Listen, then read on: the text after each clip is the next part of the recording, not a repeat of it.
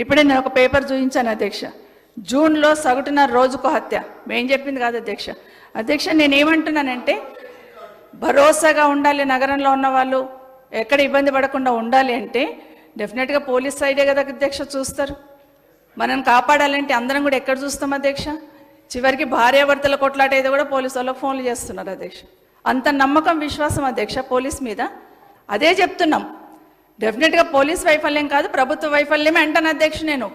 ఎందుకంటే complete review చేయాలా, ప్రతి క్షణం రివ్యూ చేయాలా అధ్యక్ష. హైదరాబాద్ నడిబొడ్డున ఇంత జనాభా ఉన్నారు, గ్యాంగ్ రేపులు కావడం ఏంటి అధ్యక్ష? ఎటు పోతుంది అధ్యక్ష? అరే ఉండండి, మరి మాట్లాడుతున్నా అంటే వదిలేద్దామా అంటున్నా. వదిలేద్దామంటే వదిలేద్దామండి అధ్యక్ష. ఒక 2-3 ఇష్యూస్ చెప్తాను అధ్యక్ష.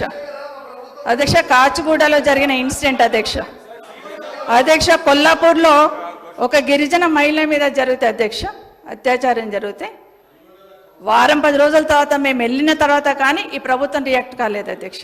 అప్పటి వరకు పట్టించుకోలేదు, వారం రోజులు అధ్యక్ష. పోలీస్ స్టేషన్లో కంప్లైంట్ ఈయనకి వచ్చిన లేడీ మీద కూడా తీసుకుపోయి గ్యాంగ్ రేప్ చేశారు అధ్యక్ష. దుండిగల్లో జరిగిన సంఘటన కూడా అధ్యక్ష.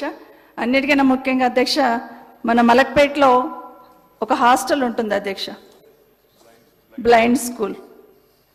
మన వికారాబాద్ సంబంధించిన అమ్మాయి అధ్యక్ష. ఆ స్కూల్లో ఒక అమ్మాయిని రేప్ జరిగితే అధ్యక్ష, ఇన్సిడెంట్ జరిగినాక అధ్యక్ష 10-15 రోజులకు పోయారు అధ్యక్ష మనోళ్ళు. కనీసం జరిగిన తర్వాత పోలీస్ కంప్లైంట్ ఇస్తే 7వ తారీఖు నాటి ఇన్సిడెంట్ జరుగుతుంది అధ్యక్ష. వీళ్ళు పోలీస్ ఎఫ్ఐఆర్ రిజిస్టర్ చేసింది ఎప్పుడంటే ఒక 16th రోజు కేసు రిజిస్టర్ చేస్తారు అధ్యక్ష. 7th రోజు ఇన్సిడెంట్ జరిగితే హైదరాబాద్లో మన మలక్పేటలో మెయిన్ రోడ్ మీద ఉండే ఈ హాస్టల్ అధ్యక్ష, బ్లైండ్ స్కూల్ అధ్యక్ష.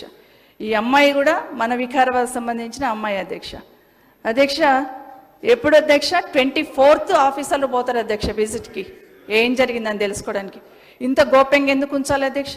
ఎందుకు యాక్షన్ తీసుకోవద్దు అధ్యక్ష?